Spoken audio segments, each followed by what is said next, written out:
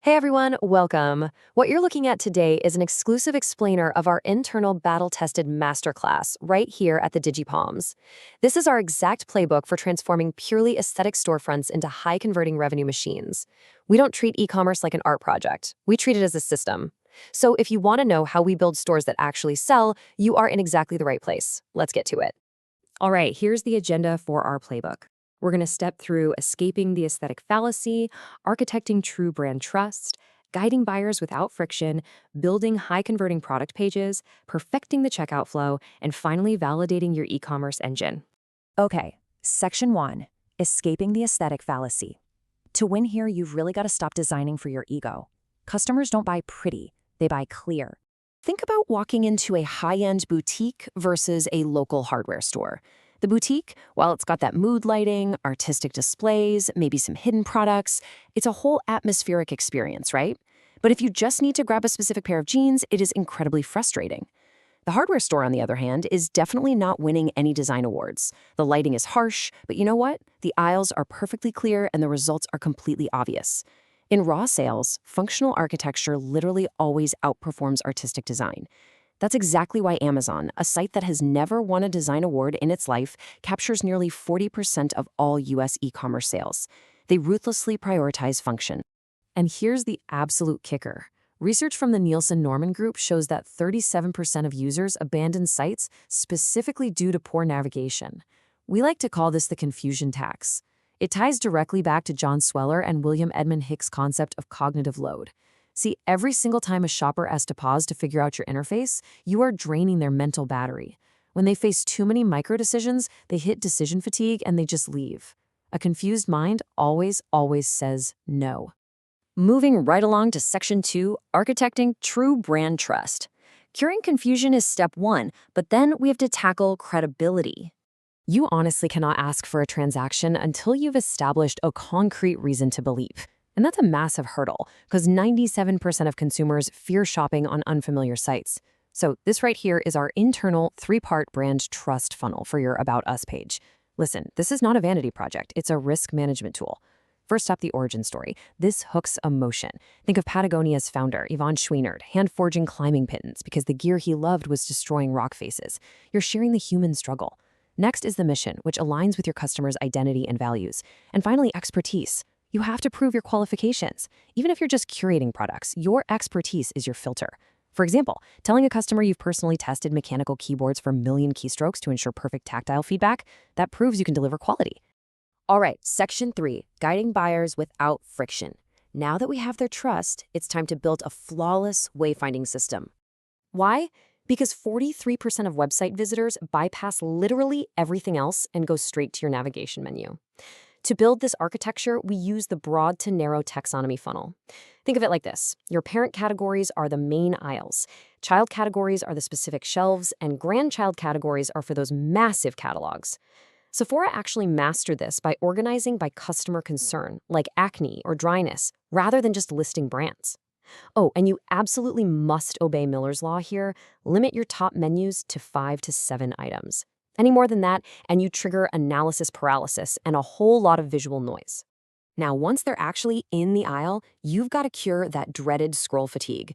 There's a really critical difference you need to know here. Sorting just rearranges the list for casual browsers, keeping everything visible. Filtering hides unmatched items for specific hunters. You absolutely need a standard filter stock. For most stores, this means filters for price, size, and most importantly, availability. Let me tell you, showing a sold-out item to a customer who is actively ready to buy is a guaranteed lost sale. Don't do it.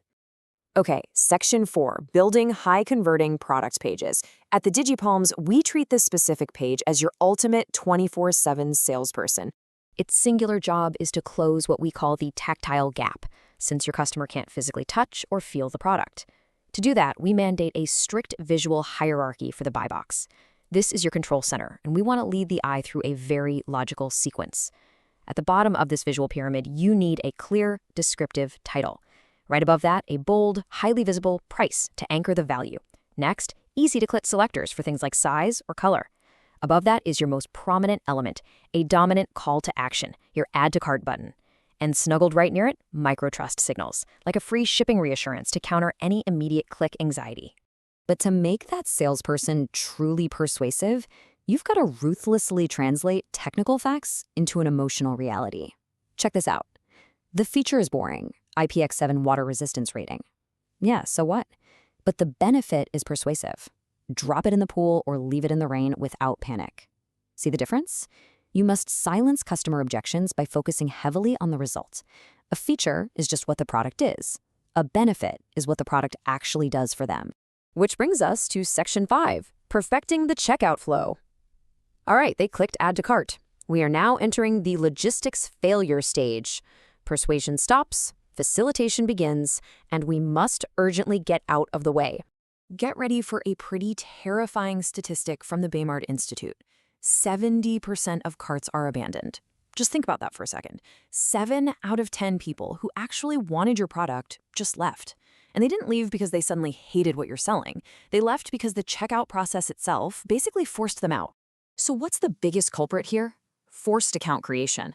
The data shows a massive 26% drop-off just from forcing a user to make an account. This is exactly why our playbook mandates this specific account later model. You secure the guest checkout sale first. The customer drops in their email, breezes through as a guest, finishes the purchase, and then right on the thank you page when that purchase dopamine hit is super active, that's when you invite them to create an account with just a quick password. You secure the revenue first and the relationship second. To strip away even more friction, we use our strict kill list. Basically, if a field isn't absolutely essential for shipping or payment, it dies. Period. Get rid of address line 2 unless you can hide it behind a link. Kill company name. Unless you're selling industrial tractors, they do not care. Stop asking users to confirm email. Browsers have autofill now. Make the phone number optional. On top of all this, you need a single-column vertical layout for mobile, and you absolutely must use Google Place's address autocomplete. It saves your mobile users massive amounts of keystrokes. All right, final step, Section 6, validating your e-commerce engine. The structure is sound, but before spending a single dollar on ads, we have a final mandate. We have to overcome creator blindness through rigorous objective stress testing. Listen, you literally cannot just rely on sandbox mode here. You must process a live $1 transaction to validate this entire 5-step cycle. You browse, you buy, you confirm that thank you page actually loads, you check that the branded email arrives instantly in your inbox, and most importantly, step 5, you process a full refund. You have got to know your reverse logistics works smoothly before an angry customer is demanding their money back. Once you finally hit launch, those first 30 days are purely diagnostic. If you've got traffic but absolutely zero sales and zero support emails, that silence is a really dangerous signal. It means customers are hitting a brick wall. You've got to look for behaviors like pogo sticking. That's where a user rapidly clicks back and forth because your navigation labels are totally unclear. Or you're looking for failed handoffs between your pages.